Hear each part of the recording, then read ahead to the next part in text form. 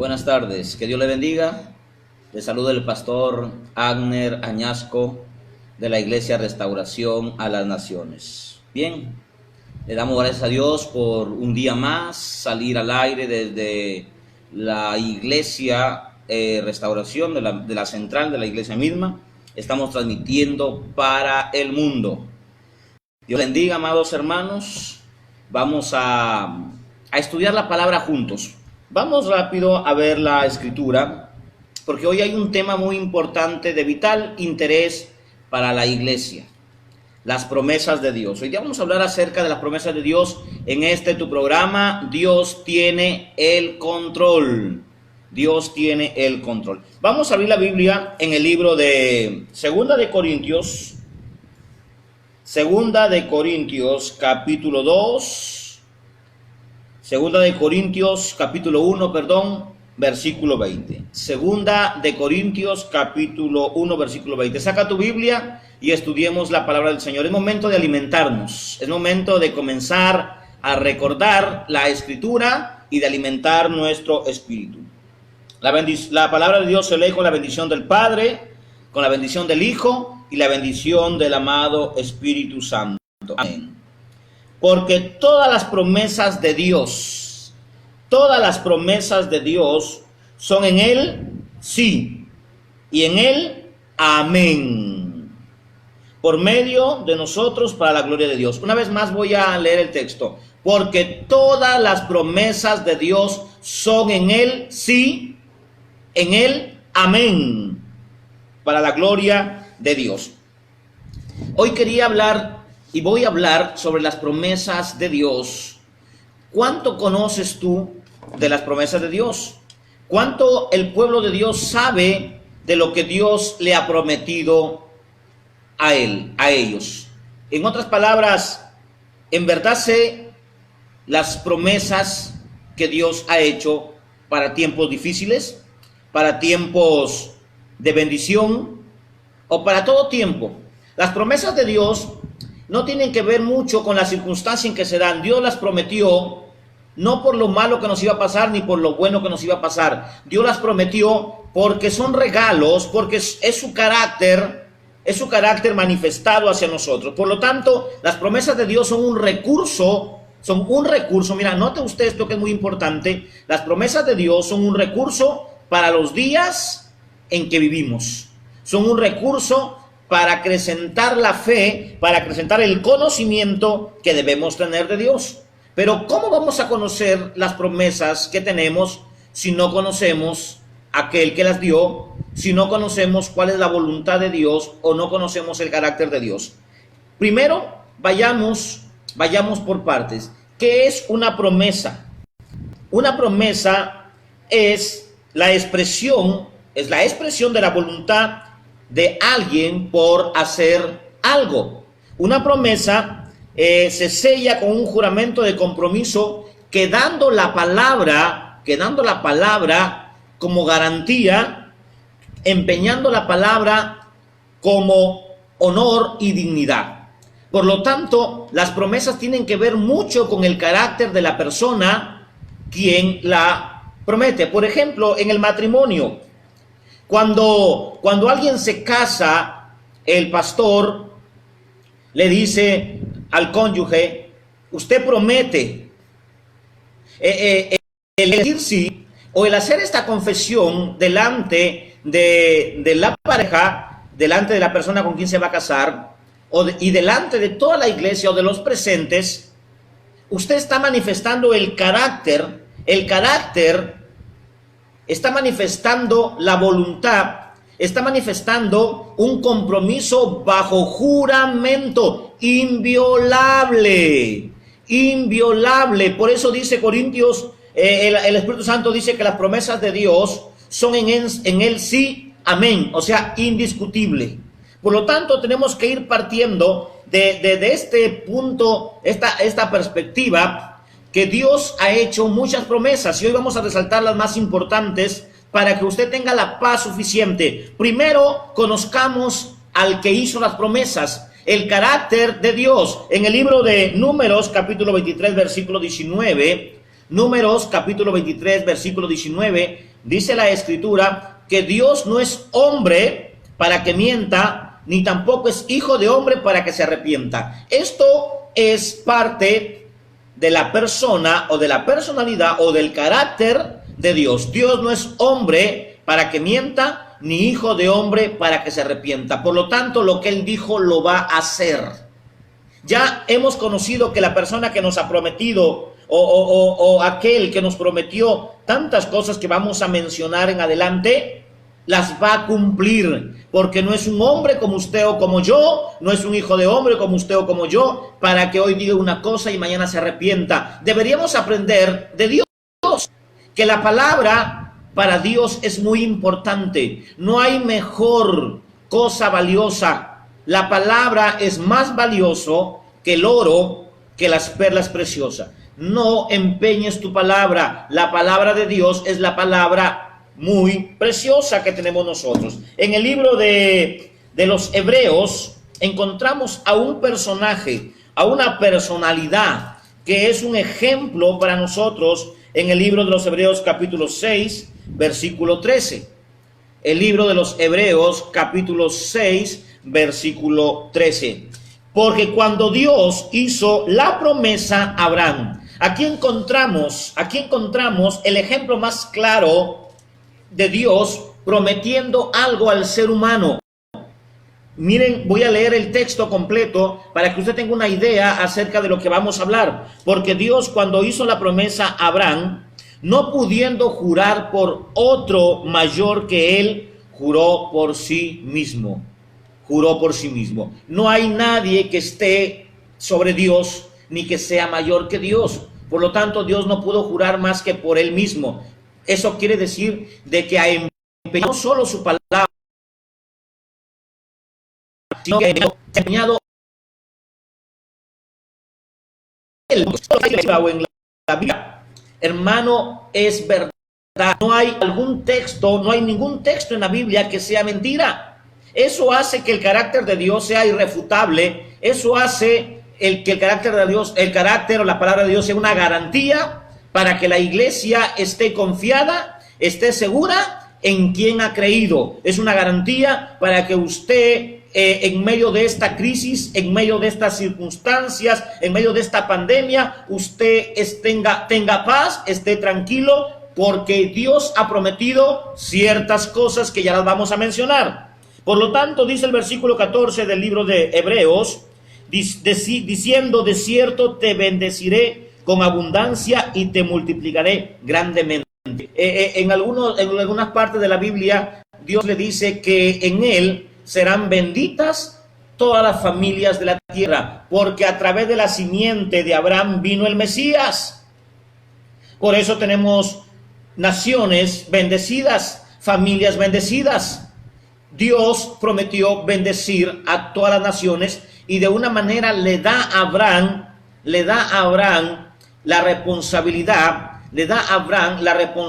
de sostener, de creer por fe lo que Dios le había prometido. Porque los hombres ciertamente juran por alguien mayor para que el juramento sea confirmado. Por lo cual, queriendo Dios mostrar más abundantemente a los herederos. Hermano mío, esto es para los cristianos, para los herederos. Esto que vamos a hablar, estas promesas, lamentablemente no podríamos decirla que son para los mormones, para los testigos de Jehová, para los católicos. Estos son para los que han sido lavados por la sangre de Cristo, ni para los evangélicos, porque hay gente que se mete a una iglesia, pide membresía, se hace parte de una religión, se hace parte de una denominación y cree que ya es hijo de Dios o cree que ya es heredero. Esto es para los herederos.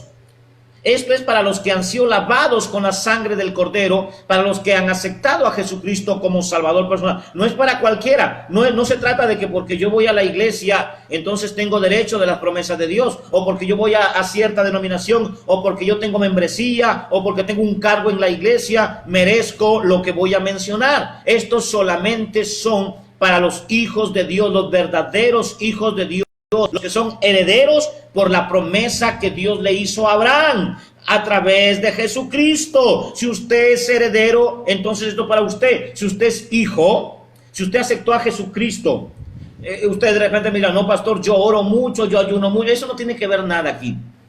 Porque mientras tú no lidies con tu pecado, mientras tú no quites tu pecado de tu vida, mientras tú no tengas una vida aparente bíblica, mientras tú no tengas una vida conforme a la Escritura, aunque ayunes, aunque ores, aunque vayas a la mejor iglesia, aunque tu iglesia tenga miles de congregantes, mientras tú no te alejes del pecado, estas promesas no van a hacer en ti efecto, porque solamente son para los hijos de Dios. Por lo tanto, dice el versículo 18, para que por las cosas inmutables, en las cuales es imposible que Dios mienta, tengamos un fortísimo consuelo.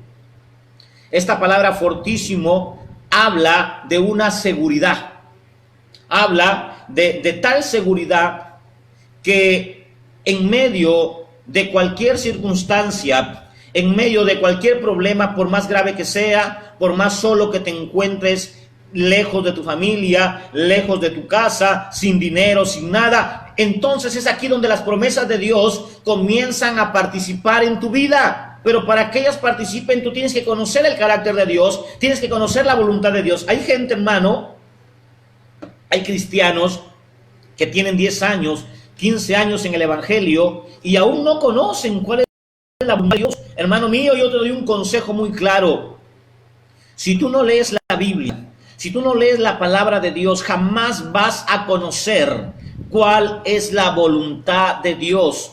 Si tú no tienes una relación con la palabra, si tú no tienes una relación con la Escritura, no vas a poder comprender, no vas a poder ser parte de las promesas de Dios, no vas a poder conocer el carácter de Dios, porque Dios se revela a través de este libro sagrado, Dios se revela a través de lo que ya está establecido en la Biblia. El gran problema de la gente es que cree que busca la voluntad de Dios orando, ayunando, en un día de ayuno, en un día de vigilia, le dice, Señor, revélame tu voluntad, y así le pasan años tras años tras años, llega a tener 15 años, 20 años, y hasta ahora no sabe por qué está en una iglesia, no sabe qué Dios tiene para él, no sabe lo que son las promesas de Dios, y cuando pasan cosas fuertes en su vida, como situaciones de enfermedad, situaciones de plagas, situaciones de tristeza, no sabe qué hacer y termina diciendo, Dios me ha fallado, y cuando le va mal, y cuando lo deja la novia, o cuando el negocio se le cae, o cuando se le acaba el dinero del banco que tenía guardado y ya no tiene esperanza en el dinero que éste tenía, entonces dice, Dios me ha fallado. No, Dios no te ha fallado. El problema es que tú no conociste la voluntad de Dios, aunque tienes 5 años, 10 años o 20 años,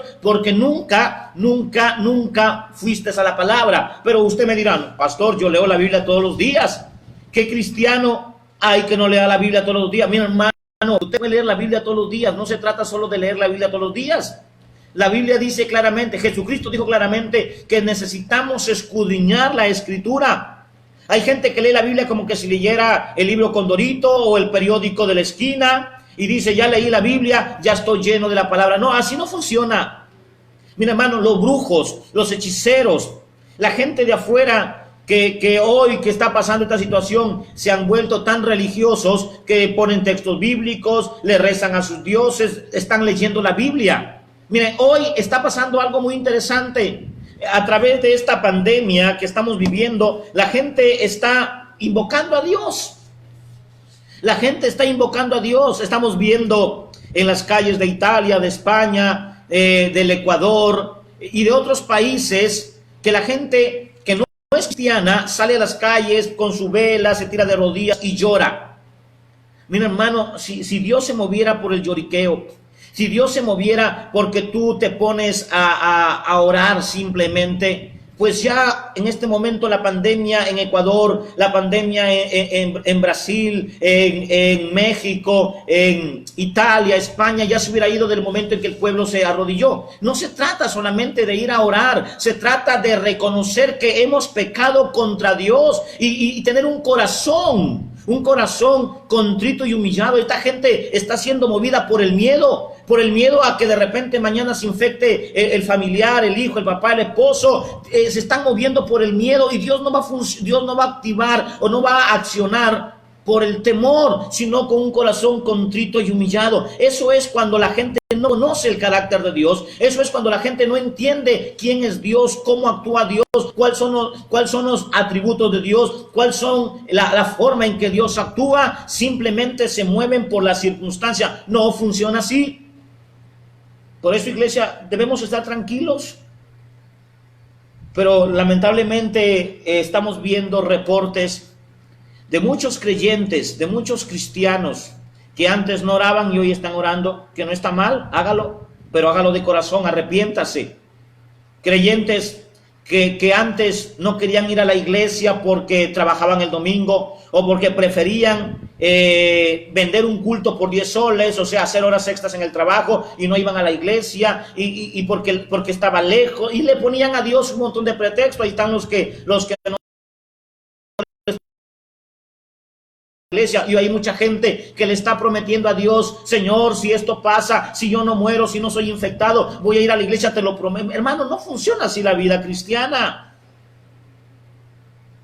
No seas como el marido que abandona a su mujer por otra mujer y cuando se da cuenta que la otra solamente lo quería por el dinero que tenía, y ahora que ya no tiene dinero, que no tiene estabilidad económica, ya le dio una patada en el trasero. Y lo que hace este hombre, va a la casa de la esposa y se arrodilla y le dice: yo, perdóname y vuelvo contigo. Pero nunca cambia, porque una vez que la esposa le da la oportunidad, sigue siendo el mismo. Necesitamos un arrepentimiento de verdad. Necesitamos para el arrepentimiento conocer el carácter de Dios. Por eso les dije que estas promesas son para los cristianos. Son para aquellos que conocen a Dios. Para aquellos que buscan día a día el rostro del Señor. No emocionalmente, no por miedo, sino como una relación que tiene un padre a su hijo y un hijo a su padre. Así que, hermano, la promesa de Dios son dignas y hoy la vamos a mencionar. He subrayado 3 promesas donde abarcan todas las acciones que el cristiano tiene a favor. La primera promesa que Dios hizo a todo aquel que le recibiera se encuentra en el libro de Gálatas capítulo 3 versículo 29. La primera promesa que voy a mencionar es que Dios nos hizo sus hijos. Somos hijos de Dios. ¿Usted lo cree? ¿En verdad usted cree que es hijo de Dios? ¿O usted todavía se está calificando por sus obras? En el libro de Gálatas 3:29, Gálatas 3:29, vamos a leer la escritura. La primera promesa que Dios le hizo al mundo, la primera promesa que Dios le hace al cristiano cuando acepta a Jesús, cuando se arrepiente de sus maldades, es que lo hace su hijo. Usted es un hijo, una hija de Dios. Y si vosotros sois de Cristo, ¿cuántos son de Cristo? Amén. Yo soy de Cristo. Usted es de Cristo. Usted no pertenece a la denominación tal. Usted es de Cristo. Porque hoy no hay denominación. Hoy no estamos en que yo soy de la iglesia X. Olvídese de eso. Hoy somos de Cristo.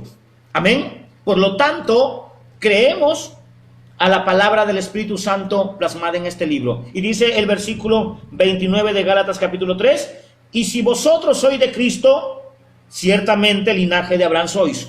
¿Se acuerdan que le leí Hebreos 6, capítulo 13? Dios le hace la promesa a Abraham y le dice que va a ser padre de naciones.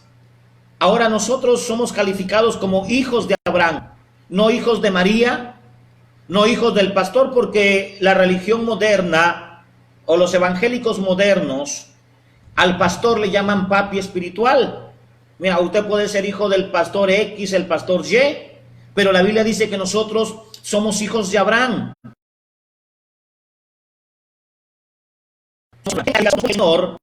Para hacernos entender, la tenemos como cristianos. Dice la escritura: y si vosotros sois de Cristo, ciertamente linaje de Abraham sois, herederos según la promesa. ¿Usted sabe quién es Abraham? ¿Usted sabe lo que le prometió Dios a Abraham? ¿Conoce usted las promesas de Abraham? Mire lo que dice la escritura en el libro del Génesis capítulo 12. Dios le dice a Abraham en el Génesis capítulo 12: yo bendeciré Yo bendeciré, en el versículo 3, al que te bendijere, y maldeciré al que te maldijere. Dios nos dice a nosotros que nosotros bendigamos o bendijéramos a la gente. Nosotros bendecimos a los que nos odian. No nos toca a nosotros como cristianos maldecir a nadie. Jesús nos enseñó que debemos bendecir al que nos maldice, que debemos darle de comer a nuestro enemigo, que debemos orar por los que nos persiguen, que debemos accionar a bien a aquellas personas que nos quieren hacer el mal. Esas son evidencias que eres hijo de Dios. Pero si tú eres de aquellos que alguien te hace algo y tú se las juras y le dices, me las vas a pagar, usted no es hijo de Dios, no es hijo de Abraham. Si usted es de aquellos que cuando alguien le hace algo, usted guarda rencor, y usted prefiere tener a la persona como enemigo y la aleja de su vida y nunca es capaz de saludarlo, de buscarlo, de tener una conversación con él. Si usted es de aquellos que juzga a un hijo de Dios o a una persona, sea hijo de Dios o no, cristiano o no, por su condición pecaminosa, por su naturaleza humana de que éste cayó en pecado, y como cayó en pecado yo ya lo abandono, lo odio, lo detesto, no quiero que venga a mi casa, así que yo no necesito nada de él. Y cuando te hablan de esta persona, tuerces los dientes, tu cara se pone con una actitud de rebeldía, de odio. Usted no es hijo de Dios, usted no es hija de Dios. Usted podrá pertenecer a cualquier iglesia, porque los hijos de Abraham no son así. Los que han recibido la promesa de Dios no guardan rencor, porque somos del linaje de Abraham, de donde vino Yeshua HaMashiach, el Mesías. Por lo tanto, el Mesías nos enseñó que somos herederos de la promesa, y los herederos de la promesa no maldecimos, no odiamos a nadie, no guardamos resentimiento, no hacemos daño a nadie. Los herederos de la promesa perdonamos, doblegamos cada día nuestro orgullo, nuestra humanidad, para que esta promesa de ser hijos de Dios comience a tener una acción en nuestra vida. En el versículo 3 del Génesis 12, el Señor le dice, bendeciré a los que te bendicen y a los que te maldicen maldeciré. Claro, esta promesa tiene un sentido de doble acción. Es para Israel física o físico, y para la iglesia, todo aquel que es parte del linaje de Abraham, que somos nosotros, injertados en el olivo, que percibimos la promesa. Las personas que nos quieren hacer daño se la tienen que ver con Dios. Las personas que nos hacen daño, nosotros no nos toca juzgarlos. Si alguien te está maldiciendo, te está haciendo brujería, si alguien desea que en este tiempo de caos, de pandemia, donde el mundo está convulsionando, donde la gente corre de aquí para allá, donde las autoridades no saben qué hacer, si alguien desea tu mal, tú deséale el bien. ¿Para qué? Para que las promesas de Dios funcionen. Pero estas promesas son para los hijos de Dios. En el libro de Gálatas, donde estamos leyendo, en el capítulo 4, hay algo que usted tiene que saber. Y no quiero que se me vaya esto que es importante. Mire lo que dice la Escritura para la promesa de ser hechos hijos de Dios.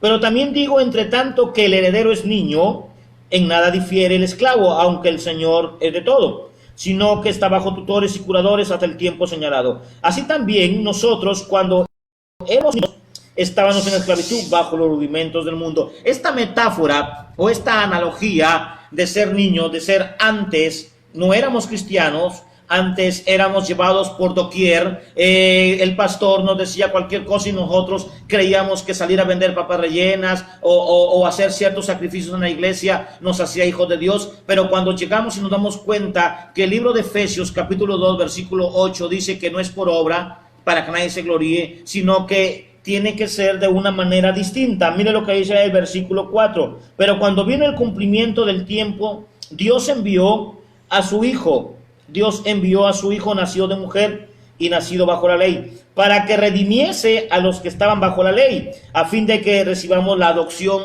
de ser hechos hijos de Dios. Y cuanto sois hijos de Dios, y por cuanto sois hijos de Dios, usted es hijo de Dios. Por cuanto sois hijos de Dios, Dios envió en vuestros corazones la promesa maravillosa. Ahí viene otra promesa de Dios dentro de la promesa de ser hijos de Dios. Nos dio al Espíritu Santo. Vamos al libro de San Juan, capítulo 14. Cuando él, después que él muere, resucita y se le aparece a los discípulos, los mandó a que se quedaran en el aposento alto por cierto tiempo, que según la historia o la Biblia calcula que eran 40, 50 días, para que llegase el día del Pentecostés. Y los mandó a esperar 50 días, que no se movieran de Jerusalén, que permanecieran unidos para que recibieran la promesa. Y llegó la promesa, hermano, y recibieron al Espíritu Santo. Pero hoy, en el tiempo actual, hay muchos líderes religiosos que dicen que todos los domingos cae el Espíritu Santo. Y todos los domingos están que reciben al Espíritu Santo y reciben al Espíritu Santo. Esto, hermano, más parece un espectáculo de misticismo, un espectáculo de los gurús allá en el África, donde se ponen a trabajar con el palo mayombe, invocan demonios y vienen demonios, los hacen felices el domingo, se les va el lunes y esperan el domingo y otra vez dicen recibir al Espíritu Santo. Mira, hermano, Jesucristo les mandó a que se quedaran por 50 días y recibieron al Espíritu Santo y llegó el Espíritu Santo. ¿Cuándo tú recibes la promesa del Espíritu Santo? ¿Cuándo? Cuando tú guardas sus mandamientos, cuando reconoces a Jesús como el Señor y Salvador de tu vida, Dios te da la promesa en el instante. ¿Por qué tiene que darte la promesa en el instante? Para que pueda haber un proceso de cambio. Los discípulos eran cobardes, no sabían qué hacer, pero cuando vino el Espíritu Santo y fueron llenos. Esa es otra cosa, hermano. La llenura es otra cosa, no tiene que ver nada con la presencia del Espíritu Santo en nuestras vidas. Hay mucha gente. Hay cristianos que tienen 10 años y están esperando que venga el Espíritu Santo. Están esperando ser bautizados por el Espíritu Santo. ¿Por qué? Porque les enseñaron mal. Porque les dijeron a ellos que tenían que ser bautizados, o sea, recibir al Espíritu Santo. Mira, hermano, usted recibe al Espíritu Santo en el momento que usted cree. En el momento que usted cree, esa promesa es manifestada. ¿Sabe por qué? Mire lo que dice la Biblia en el libro de San Juan, capítulo 16, versículo 7. Pero yo os digo la verdad, os conviene que yo me vaya, porque si no me fuere, la promesa no vendría a ustedes, o sea, el Espíritu Santo. Pero cuando Él venga, convencerá al mundo ¿de qué? De pecado, de justicia y de juicio. Cuando el Espíritu Santo viene a tu vida y tú eres conmovido por Él y reconoces que tú eres pecador y dices, verdaderamente yo necesito a Dios, y quebrantas tu corazón y te humillas y dejas de confiar en las riquezas, dejas de confiar en tus fuerzas y reconoces el sacrificio de Jesús y te vuelves dependiente de Dios, el Espíritu Santo viene a tu vida. ¿Para qué viene a tu vida el Espíritu Santo? ¿Cuál es el accionar del Espíritu que haya venido sobre nosotros? De que empiece el cambio, de que empieces a cambiar paulatinamente. El Espíritu Santo viene y te comienza a hacer cambiar. La llenura es otra cosa, amado hermano o amada hermana. La llenura, nosotros lo vamos obteniendo poco a poco. Cuando oramos, nos metemos más con Dios, vamos creciendo en el temor y Dios nos va llenando. Pero el Espíritu Santo llega en el momento que tú te arrepientes, pero si te arrepientes de verdad. Porque si de repente tú te arrepientes o te conmueves simplemente por el hecho de que Dios sanó a tu suegro, Dios sanó a tu hijo y piensas que eso es arrepentimiento, y aquí a 2, 3 años el hermanito que parecía espiritual se descarrió y ya no quiere volver al Señor, y por más que el Espíritu Santo viene y le quiere tocar, o por más que usted le dice que se arrepienta o que se reconcilie y este no hace caso, es porque nunca fue convencido por el Espíritu Santo. El Espíritu Santo lo que produce en nosotros es que nos hace herederos. Dice la Biblia que da testimonio. Tiene un ejercicio el Espíritu Santo en la vida nuestra que hace que nuestro espíritu conozca, o le da testimonio a nuestro espíritu que somos hijos de Dios. Por lo tanto, ya dejamos de comenzar a vivir doliéndonos del pecado. Por ejemplo, ¿qué?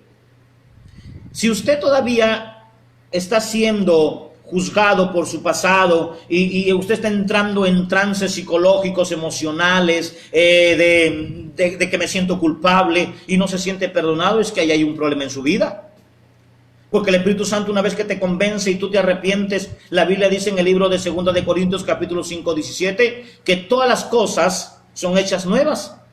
Y aquí viene una constricción, un arrepentimiento, y nos arrepentimos de las maldades que hicimos y empezamos a vivir una vida nueva, una vida agradable ante el Señor. Para eso Él nos llamó, para vivir una vida agradable. En el libro de San Juan, capítulo 1, versículo 11 y 12, dice la Escritura: mas a todos los que le recibieron, mas a todos los que creen en su nombre, les dio la potestad, les dio el derecho, la autoridad de ser hechos hijos de Dios.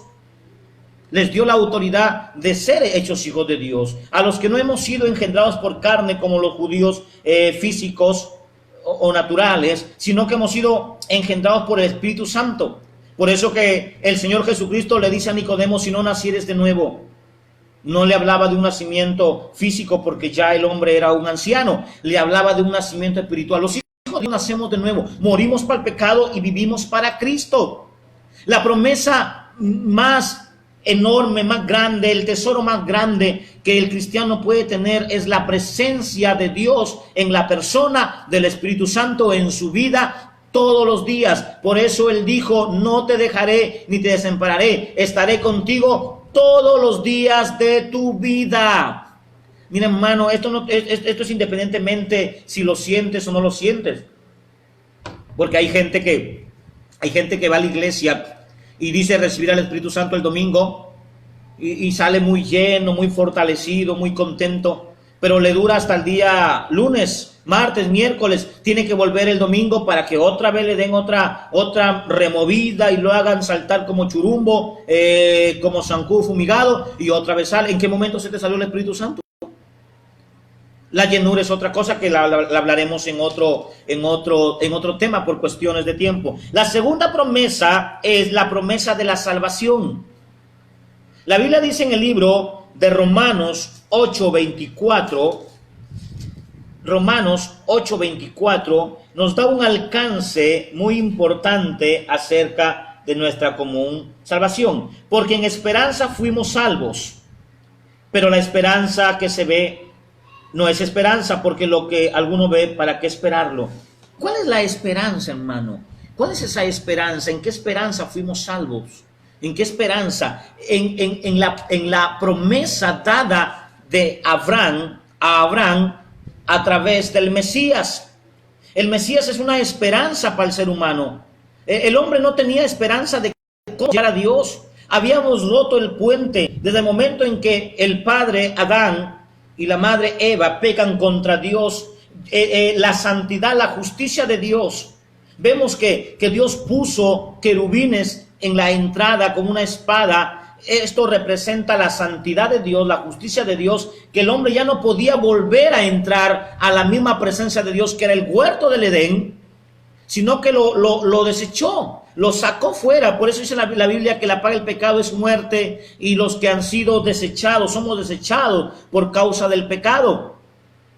Por lo tanto, la esperanza que el hombre tiene, la única esperanza, se llama Jesús de Nazaret, se llama Jesucristo. No es el pastor, no es la religión, no es el catolicismo, no es el monismo, no son los evangélicos. La esperanza es Jesús, y Jesús fue dado. Juan 3:16 dice que Dios mostró la promesa de su amor, mostró su amor dando a su Hijo unigénito para que todo aquel que en Él crea no se pierda, mas tenga vida eterna. Pero si usted vive rechazando al Hijo de Dios, pues sigue diciendo el texto en San Juan 3:16, 17, que el que no cree ya fue condenado. En el momento que usted dice: no, esto son tonterías, yo estoy bien con mi religión, yo me siento bien, la religión es para los alcohólicos, para los pobres, ese momento tú ya fuiste condenado.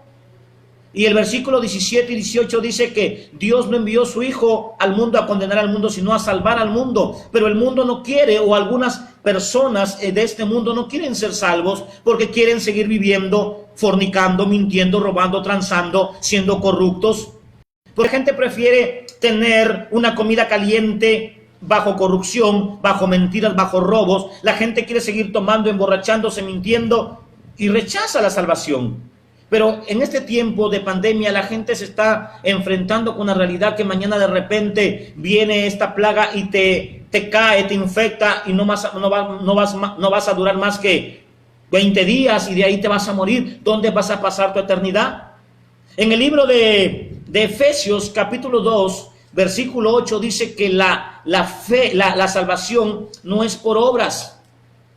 No es por obras para que nadie se gloríe. Aquí no se trata de que yo merezco ser salvo porque soy pobre o porque soy rico, o yo sí merezco ser salvo porque me porto bien, porque yo oro, porque yo ayuno. Esto no se trata de los méritos. Aquí no hay meritocracia para ser salvo. La meritocracia aquí no sirve de nada para la salvación, porque al hacer meritocracia, al darle poder a los méritos, porque hay gente que hace eso en las iglesias, le da poder al mérito, porque ayuna, porque ofrenda, porque se sacrifica, porque porque el ascetismo en su vida es lo primero. Es una persona que manifiesta que él es austero y que él vive una vida pobre y que ayuda y que da ofrendas y que da a las personas de la calle donativos y cree que por eso entonces él ya mi hermano, lea bien Efesios 2. Es por la fe, es por creer que realmente el sacrificio que Jesús hizo en la cruz es suficiente. La promesa de la salvación en nuestras vidas tiene un sentido importante. Tiene un sentido importante. Y ahí nacen muchas interrogantes sobre, pastor, ¿se pierde la salvación? Mira, hermano, no es el momento de tocar ese punto, pero le voy a hacer un hincapié. Si usted es salvo, será salvo para siempre. Pero ¿y si peco, pastor? Pues arrepiéntase. Porque la Biblia dice que el que es nacido de nuevo ya no practica el pecado.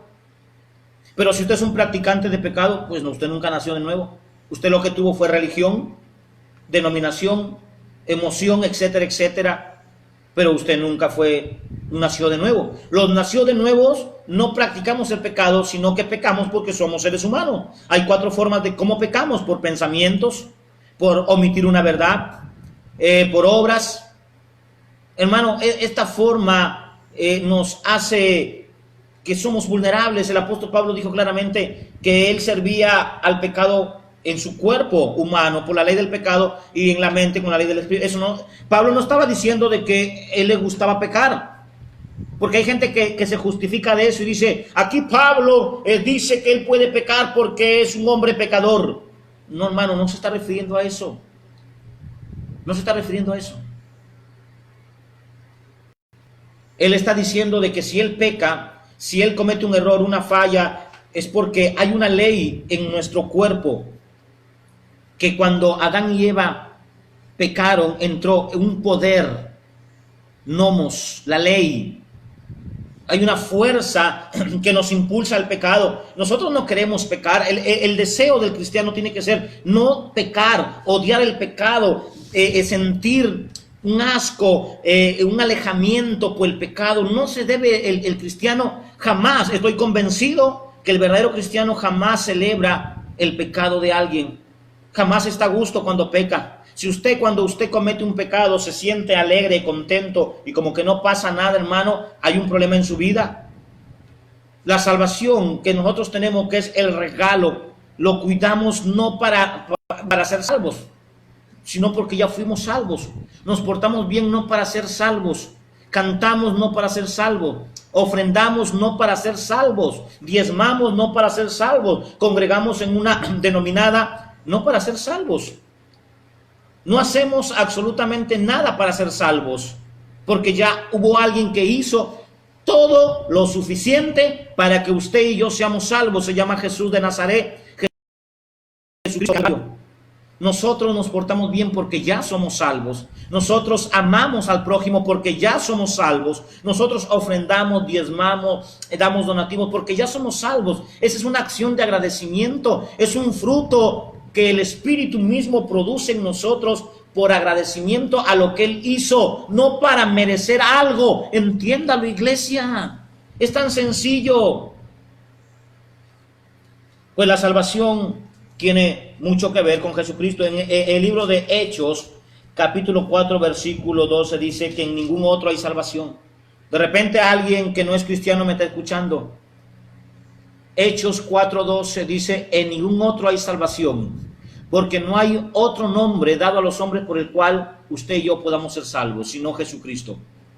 No es por María, no es por Pedro, no es por un pastor, no es por la religión, no es por nadie en esta tierra, solo Jesús.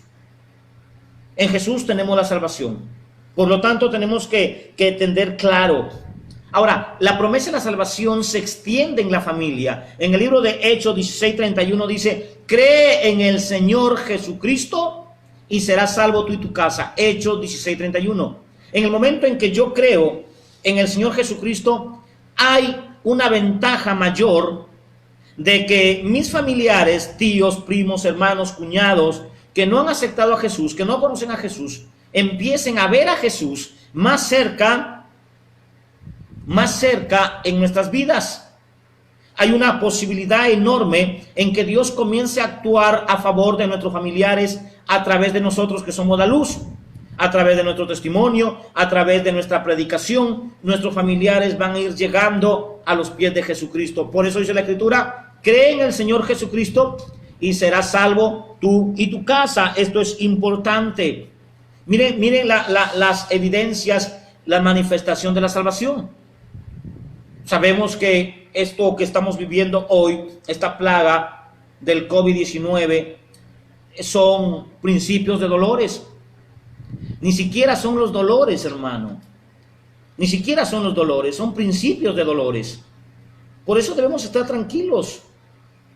Debemos estar tranquilos. Ya vienen las promesas de cuidado, porque yo estoy seguro que usted desea. ¿Cuáles son las promesas de cuidado? Le estoy mencionando estas promesas que son las más vitales. Porque quiera Dios, o Dios no quiera, creo que lo más correcto es decir, que usted no se infecte. De repente, la imprudencia suya de salir a la calle, de no obedecer la orden del presidente, y usted sale a la calle porque se siente protegido y abusa de esa protección y se infecta. Dios no quiera, hermano. Dios no quiera que eso pase. Pero si se llega a infectar, no importa la religión que usted tenga o la denominación que usted tenga, pero si usted es un hijo de Dios, pues sepa de que si vive o muere es del Señor. Y esto lo digo de una manera necesaria, fuerte y exhortativa. Obedezca. Ya usted es salvo.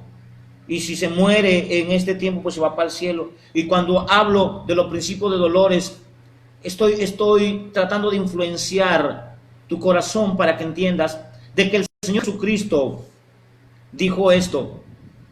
Cuando estas cosas comiencen a suceder, levanten sus cabezas con una sonrisa de oreja a oreja, porque vuestra salvación se va a efectuar de una manera visible. Si hoy de repente la gente dice, no creo que te vayas al cielo, porque hay gente que te mira porque conoce tu pasado, porque vio que tú fuiste un tal para cual, y la gente dice, yo no creo que tú te vayas al cielo, tú has sido un así, un acá, un por allá.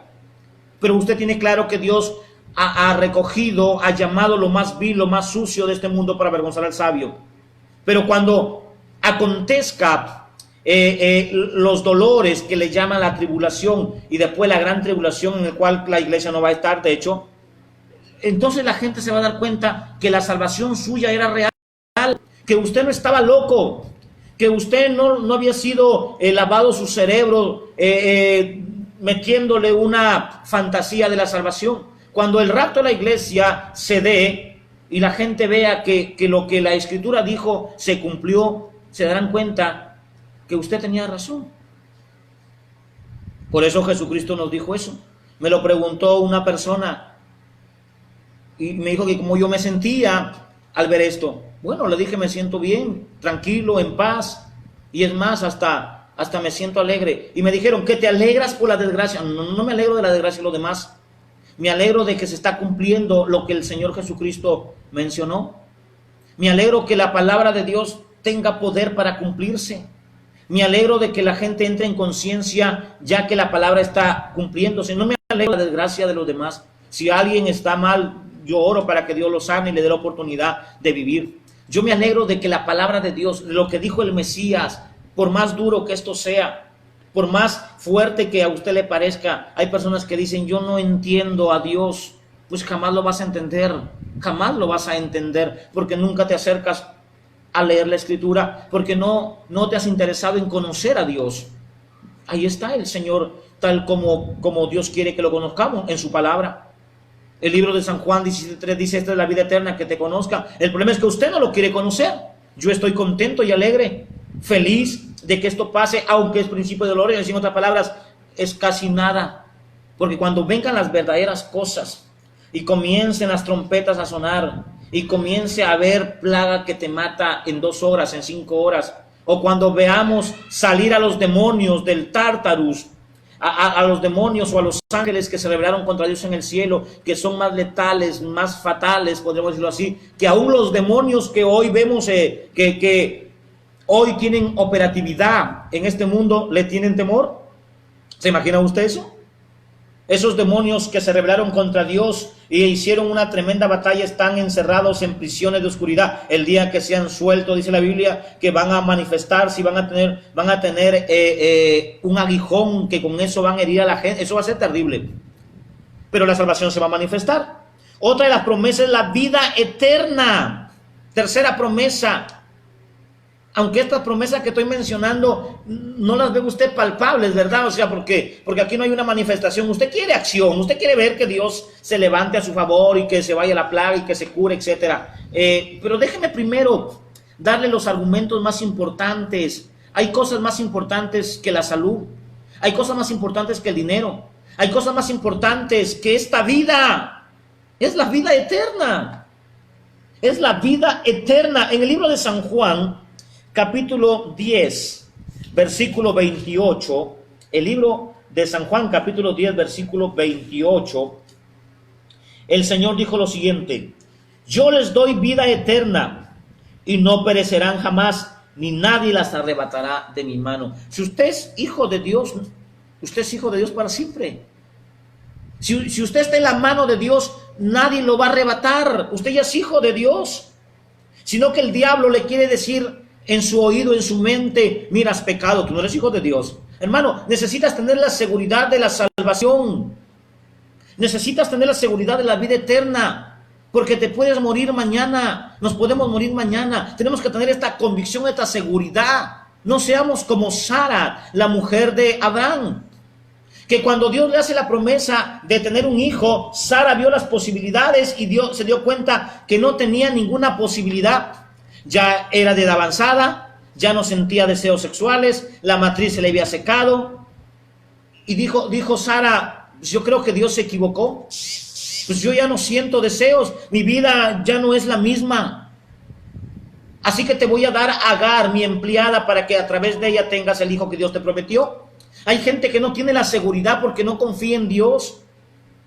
En estos momentos de crisis, de situaciones perversas, nos damos cuenta si el ancla de nuestra alma está anclada en Dios o en la circunstancia. Es en este momento donde tu verdadera fe sale a relucir. Este momento yo le llamo tiempo de fuego, donde tu fe es pasada por el fuego, probado. Dios está probando a los cristianos a ver dónde está la fe, a ver dónde está tu compromiso con Dios, a ver dónde está tu verdadera fe, que es la confianza que tenemos y que debemos tener en Dios.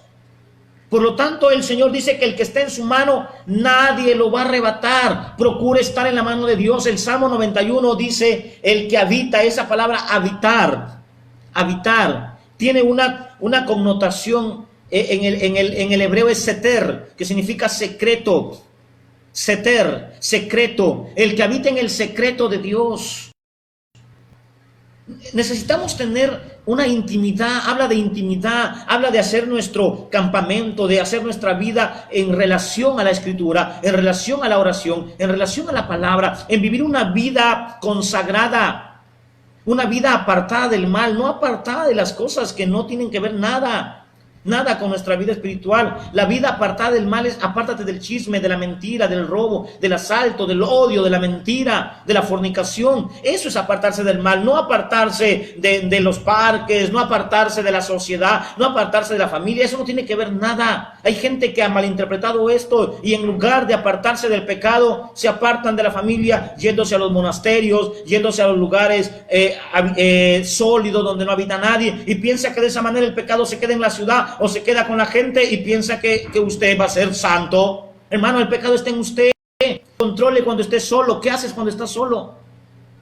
¿Qué piensas cuando estás solo o sola? Necesitas tener una relación secreta con Dios, privada con Dios, una relación donde nadie más que tú y Dios saben.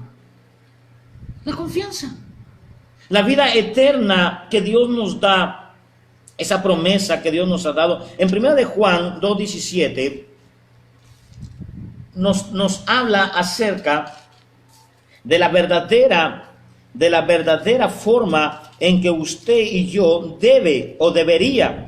debería, hermano mío, mantener su ancla puesta en el Señor. Vamos a leer lo que dice. El mundo pasa y sus deseos, pero el que hace la voluntad de Dios tiene vida eterna, permanece para siempre. El mundo pasa. Los deseos pasan. Un día usted se hace anciano, 40, 50, 60 años, ya no va a sentir el mismo deseo que sentía cuando era jovencito, ya no lo van a mirar las muchachas, ya no lo van a buscar para ser el compadre de la esquina, porque ya es un viejo, porque ya pasó el tiempo, pasaron los deseos, el mundo está pasando. Pero el que hace la voluntad, Mateo 6:33, la escritura dice, busquen primero el reino de Dios y su justicia y el resto viene añadido. Tenemos vida eterna, si nos morimos nos vamos con el Señor. Muy bien, estas tres promesas son el ancla de nuestra fe. Estas tres promesas son la fortaleza que tenemos, que pase lo que pase, vamos a seguir con Dios. Pero vienen otras promesas que voy a mencionar, que son promesas que Dios las da y se da a sí mismo. Por ejemplo, la Biblia dice en el libro de Jueces 6:22 que Gedeón pronunció esta palabra, Jehová Shalom. En este tiempo de crisis, el Señor es nuestra paz. La gente no tiene paz. Una promesa, una subpromesa, vamos a decirlo así, hermano. Vamos a llamarle una subpromesa o una consecuencia de las promesas que hemos mencionado. Jehová Shalom. Shalom es paz. La paz del Señor. ¿Se acuerdan cuando Jesús entró dentro de las puertas donde estaban reunidos los discípulos? Los discípulos estaban con miedo, con temor de que los romanos los encuentren y los maten. Y lo primero que dijo el Señor es, tengan paz. Lo primero que nosotros debemos pedir es la paz. Por eso que las cartas en la Biblia de los apóstoles siempre están, tenga paz, que el Dios de paz, tenemos el Dios de paz. Si tú tienes a Dios, Dios es un Dios de paz, ten paz. Si estás viviendo atormentado por los demonios, es porque no tienes paz. Y si no tienes paz es porque te has peleado con alguien, es porque estás de pleito, es porque tienes resentimiento. Si no tienes paz, es porque hay un problema en tu vida. El problema no es de Dios, es tuyo.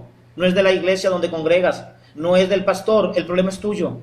Jehová es mi paz, Jehová Shalom, Jehová Jireh, Jehová es mi proveedor. La gente está asustada con esta recesión que se nos viene. Las naciones hablan de recesión, hablan de pobreza. Vemos por las redes sociales o las noticias gente que no les llega el bono que el Estado está dando, gente que tiene que salir a trabajar por fuerza para comer. Es una tristeza ver lo que estamos viendo en estos tiempos. Pero el Señor dice que nosotros declaremos Jehová Jireh, Jehová es mi proveedor. ¿Recuerdan cuando Elías se fue al desierto perseguido en una tremenda persecución de esta inicua Jezabel? Dice la Biblia que Dios ordenó a los beduinos que pasaban por el camino para que les llevaran de comer. Y cuando pasaban la gente, gente desconocida, veían a Elías, Dios les daba la orden a esta gente para que alimentaran a Elías. otros dicen que eran las aves del cielo, sea lo que sea, pero dice la Biblia, por nada estéis afanosos. Hermano mío, no te afanes, Dios te va a proveer, no te vas a morir de hambre. Dios te va a proveer, Dios va a tocar las puertas, Dios va a abrir puertas. Quédate en tu casa, no salga de tu casa. Este es el tiempo donde Dios va a ir a la puerta de tu casa y te va a sustentar, como sustentó a aquella viuda de Sarepta. Había una recesión tremenda y Dios mandó al profeta y la alimentó. Jehová Jireh, Jehová es mi proveedor, esa es mi esperanza. Así que dice la Escritura que sean conocidas todas nuestras peticiones. Si ya no tienes dinero para tu canasta familiar, ora a Dios y dile: Señor, se me está acabando. Así que es tiempo que la iglesia y comience a analizar quiénes son los que tienen y los que no tienen, para comenzar a apoyar a los que no tenemos o a los que no tienen. Seamos como la iglesia primitiva, que en circunstancias de estas se reunían para que puedan ayudar a los demás. Que el egoísmo se vaya, hermano. Que el egoísmo se vaya. No es que si yo le doy no me va a alcanzar. No, vamos a comenzar a hacer una campaña como iglesia interna, porque no tenemos para apoyar a todo el mundo, pero hagamos una campaña interna. Y si algún hermano de nuestra representada está viviendo una necesidad, pues comuníquelo y vamos a apoyar. Vamos a apoyar, porque Jehová Jireh, Jehová proveerá. Jehová Rafa, esto es interesante. Jehová Rafa, el Señor me sana, el Señor es mi sanador. Tenemos un Dios que nos sana, tenemos un Dios que nos sana. ¿Por qué vamos a estar temerosos? Dice la Biblia en el libro de Jeremías 33-34 que Jehová hace la llaga y Él manda la medicina. Así que la Biblia también dice: si alguno está enfermo, llame a los ancianos de la iglesia. También la Escritura dice que pondremos las manos sobre los enfermos. Jehová es nuestro sanador. Miren las promesas. Si usted ve que alguien está enfermo ahí en su casa, póngale las manos. Es el tiempo de brillar, es tiempo de reconocer a Jehová Rafa, el nombre compuesto del Señor. Y ponga las manos y van a ser sanos. No le tenga miedo a este virus. Si ya llegó a su casa y tiene un familiar infectado, vaya y ore por él, póngase un tapaboca y acérquese, y en el nombre de Jesús dile: virus, te ordeno que te vayas fuera. Y Dios tiene que obrar, porque son promesas del Señor. Jehová Nisi, Jehová Nisi, Jehová es mi victoria, Jehová es mi victoria. Tenemos victoria, tenemos la batalla ganada. Si Dios con nosotros, ¿quién contra nosotros? No tengas miedo. Jehová Nisi, Jehová es victorioso. Éxodo 14:14, Jehová peleará por nosotros y nosotros debemos estar tranquilos. Quédate en tu casa con tranquilidad. No salgas, no peques contra Dios, porque por tu imprudencia te puedes contagiar y puedes contagiar a tu familia y no le vas a poder reclamar al Señor nada. Quédate en tu casa. Dios proveerá, Dios es tu victoria. Si tienes algún enfermo en casa, no llores, no te desesperes. Jehová Nisi, Jehová es mi victoria. Jehová es mi victoria. Jehová Roy, Jehová es mi protector. Jehová es mi protector. El que habita al abrigo del Altísimo morará bajo la sombra del Omnipotente. Diré a Jehová: esperanza mía, Jehová me protege. Hermano mío, tenemos un protector. Pero ¿cómo hacemos de que esta promesa comience a tener fuerza? Efesios 6:10 dice: fortalécete en el poder de la fuerza del Señor. No va a ser con tu fuerza, porque van a venir cosas peores, hermano. Hoy vamos a ver gente que va a estar cayéndose en las calles, porque después de 20 días este virus comienza a tener un efecto visible. No tengamos miedo. No tengamos miedo cuando veamos que la crisis comienza a aumentar, porque Jehová Roy, Jehová es nuestro protector. Caerán a tu lado 1000 y 10,000 a tu diestra, mas a ti no llegará. Miren la esperanza, miren la promesa. Así que ten paz, hermano, ten paz, hermana, ten paz. Ten paz para que pueda Dios actuar, para que Dios pueda estar a tu alrededor. Salmos 34:7 dice que Él te defenderá. El ángel de Jehová acampa alrededor de los que le temen y los defiende. Tenemos un ángel que nos defiende. Jehová Shamán, Jehová Shamán, Jehová Shamán, el Señor es mi compañero. Él dijo, yo estaré contigo todos los días, amado hermano. Dios está con nosotros. Dios está contigo. No temeré, no temerás, no temerás. Dios está contigo. Jehová Shammah, Dios es mi compañero. Él me acompaña en la casa, en la calle. Si tienes que salir a la calle para comprar víveres, ve. Él es tu compañero. Ve en el nombre del Señor, porque dice la Biblia en el Salmo 131 que Él bendecirá tu salida y tu entrada. El sol no te fatigará. También dice el Salmo 91 versículos 5 y 6 que no te tocará plaga tu morada, que ni saeta que vuele de día, ni pestilencia que ande vendrá sobre ti, siempre y cuando uses la prudencia. Si sales, sal para hacer algo importante, no para manifestar o para desafiar las tinieblas. Jehová Siquén, el Señor es mi justicia. El Señor es justo. Si algo nos sucede es porque es justo. Dios jamás justo en nuestras vidas. Ha prometido bendecir, yo lo creo. Dios ha prometido protegernos y yo lo creo. Dios ha prometido estar con nosotros y yo lo creo. Dios ha prometido protegerme y yo lo creo. Dios ha prometido sanarme y yo lo creo. Dios ha prometido proveerme y yo lo creo. Dios ha prometido estar conmigo y yo lo creo.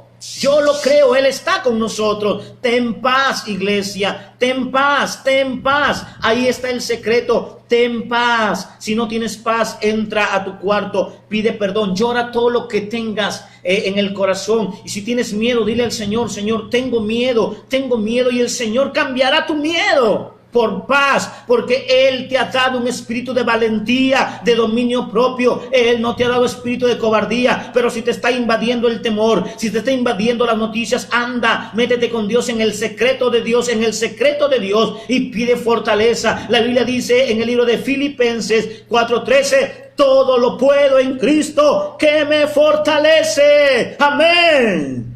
Estas son las promesas de Dios para este tiempo de crisis.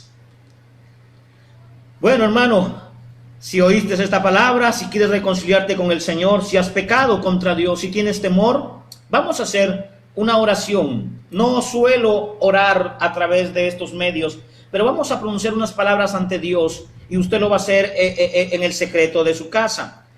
Si tú no tienes a Cristo en tu corazón, repite conmigo otras palabras y acéptalo en tu vida. Señor Jesús, abro mi corazón y te recibo como Salvador personal, y me arrepiento de mis maldades. Lávame con tu sangre preciosa.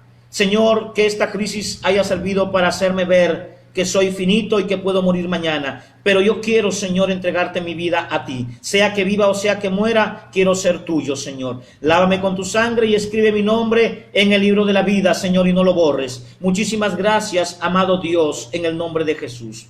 Si has hecho esta oración, escríbenos por interno y nosotros estaremos orando por ti. Tú necesitas conocer más de Dios. Ya cuando esto pase, estaremos reaperturando los cultos y entonces te daremos la dirección de alguna de nuestras congregaciones. Que Dios te bendiga. Los saludó el pastor Agner Añasco.